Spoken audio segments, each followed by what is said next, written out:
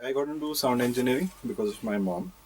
She's a voiceover artist, Hindi voiceover artist, and I used to after college I used to travel with her to some of her recordings, and I saw all this equipment and everything, and I got very fascinated. Early on, I was always anyway interested in music. We used to listen to a lot of music. My dad was a huge jazz and Western classical buff. He knew Louis Banks very well. So when he saw my inclination towards this side, then he one day took me across to Louis at 40 Studios, and he introduced me to Louis, and he just told Louis do something with him because he's just whiling his time away unnecessarily. So Louis actually made me come in for over a month. I think maybe just to see how sincere I was towards the whole thing. And after a month, I got a call from his guy and said, "Okay, you're on for the job." And that's how I entered the line. And it's been like a fantastic, So you haven't taken any formal training I have in. not done any. Actually told once to go to the Films Institute in Pune to do a course by one of the production house guys who had come in. And at that time, I was assisting Rajiv Kenkre and Nakul and all, but they were the mainstay engineers at 40. So I told Rajiv this that I have been asked, and what do you think about it? So Rajiv marred a very deadly dialogue. He said, "Would you like to pay and learn, or would you like to get paid and learn?" So I, of course, never went anywhere and stuck on at 40, and so that's the start, Okay. so to speak. Then Leslie came in after some time, and we got friendly, and he was planning a studio, Purple Haze. So he asked me if I was, because I was still just an assistant engineer there. So he asked me whether I would like to move over when he builds his studio. So I said yes, and that's how I came to Purple Haze, where actually I only worked for 6 months to be exact, and then I went freelance from that time. So that's what I've been doing in the studio line. I'm an advertising engineer. I've done a lot of advertising in my life, and film work and all has just come recently, in the sense, in the last, say, 7 8 years is when we've graduated film work, and that was also because of thanks to Ehsaan and Loy, who themselves were advertising guys. They moved into films. They stuck on here using the studio, and that's how we got into films.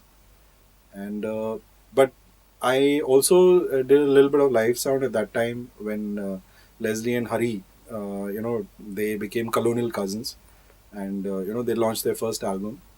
And Leslie was very keen to get me out of the studio also to start doing some live sound for him, because he was not able to get a engineer. He was not very happy with the sound rental company engineers that he was getting at that time, and he thought that somebody who knows the sound, what he requires, consistently across shows, would he then the band and he and Hari would definitely benefit from that. So I think I toured with them for over a year. Then the air shows sort of softened and became a little less.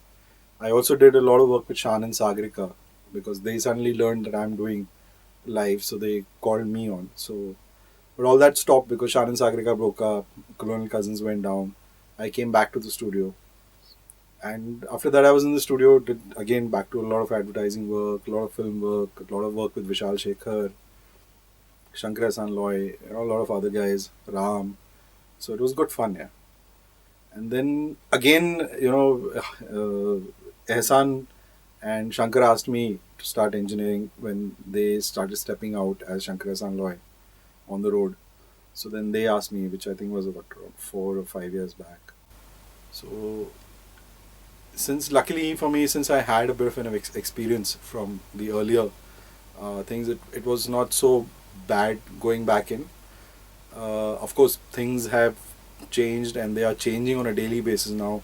Right now, live sound I think is I would say is more booming than the studio industry. I can definitely say, because studio industries come in stocked with computers and plugs and everything, but the live sound industry is still booming a lot. Every day you're hearing of new speaker technologies, new crossovers, new ways to do things, new ways to set up PAs, new ways to. There are different microphones coming out, different cables coming out. So it's an extremely exciting world right now as far as live sound is concerned. How do you keep yourself abreast of all these new technologies, and how do you stay up to date with a busy I schedule? It's now becoming extremely difficult to straddle both the worlds, keeping abreast of what's happening in the studio, what's happening in live sound. I am now sort of gravitating towards live, so I am not keeping that much in touch with what's happening on the studio side. I'm getting more interested in the live sound thing because for me it's a new thing. I'm relatively a newbie actually, even though I may have been in the industry for 15, 20 years. But I'm a newbie as far as other people, other sound guys are concerned. So it's very exciting for me right now. So every day, learning something new, learning some new ways to do things, it's like really awesome, man. So I'm now gravitating more towards live, so I'm keeping more abreast with what's happening on the live scene. I do have a bit of an advantage because I got into engineering when stuff was still old school, where we used to record a lot of things together. So uh, now it's everything is multi-tracked. Everything, I mean, you don't know when who's coming to do what and how what kind of a shape the song is going to take. You would never know till you've reached, say, 75% of the song is complete. Then you sort of figure out.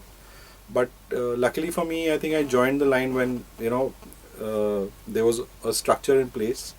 Early on, there was some rehearsals happening.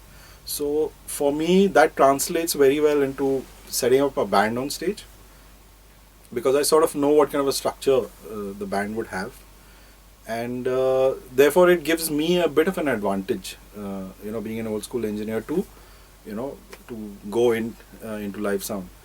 Now I feel for studio engineers, I don't think it's extremely difficult now because with all the new technology that's available, I really don't think it's so difficult. I mean, it's basically they have to adapt, they have to know and learn and be open to adapt themselves to live sound.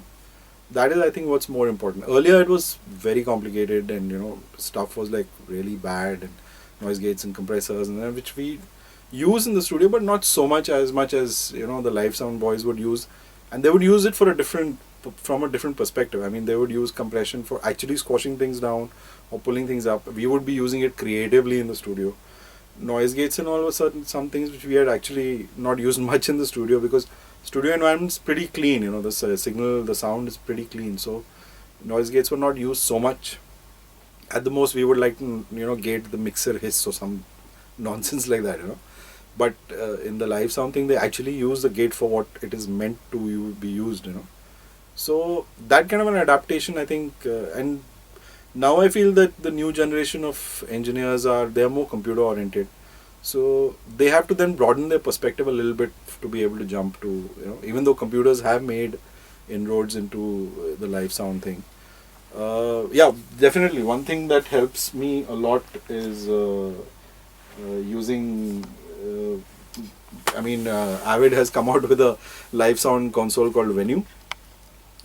So we can use plugins that we use in the studio, and we can use them out on the road, and that definitely helps a studio engineer to to shift to a live sound environment very smoothly because he can see the same plugins that he's been using in the studio. He can apply the same plugins for on live for the same song. He may have a special setting or something that he's done using some of the plugs in the studio which he can then apply. So definitely with the newer consoles it's much easier for a studio engineer to get into live. So basically what happens is before the start of every show you have like these gigantic butterflies in your stomach because this fear is always there in your mind, that the band would come out and hit the first note and there'll be no sound on the PA. So it's like you're getting these anxiety attacks always. But luckily for me, something like this has not happened so far. And now, of course, I'm more relaxed about it. And I know that it really can't happen unless there's a power outage or something, which then everything goes dead. So it's fine. But this has never happened that they've come out and played. Of course, I have done a couple of silly mistakes once. I mean, instead of soloing, I've muted the console by mistake for a couple of seconds once. But that's, right now nothing like this happens. So it's pretty good, yeah. How does a singer or a musician on stage communicate with you when you are about 100, 200 meters away from the stage? Hand signals, basically. hand No signals. communication No through the communication. headphone. You do get microphones now which you can switch. They have like two channels, and the singer can be singing on one channel, and then he can, during the music section, he can switch to the other channel and talk to his engineer and tell him what he requires. But this is India, so we really don't have these things here right now. We've just read about them. Mostly it's hand signals. Shankar actually has a very lovely way of communicating. How is that? He starts putting what he requires in the song format. So during the music section he'll keep saying Lilla Lilla. He'll keep singing what he requires up and down in the music section. Which people don't sort of, they think it's just part of the act.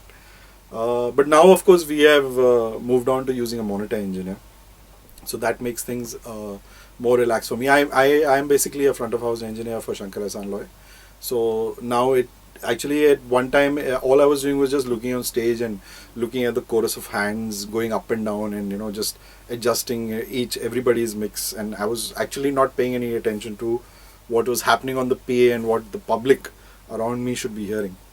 But now, luckily, since we've moved to a separate monitor console, a separate monitor engineer who takes care of the band on stage, I am at last being able to mix the show, for the audience. So that now definitely the stress is much less, and I think the shows have become much better now. You need to travel a lot with these musicians everywhere they go, within India, outside India. How do you balance work and family life? And I think do they also travel with you? Or?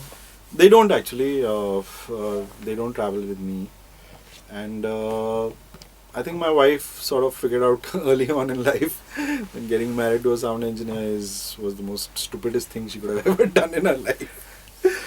So now things have sort of balanced out. It was pretty turbulent earlier on, but she's now sort of figured out. And luckily for me, what happens is when I'm not traveling, then if I want, I can stay at home. I really don't need to, punch a clock somewhere. So then that sort of balances out the things a lot.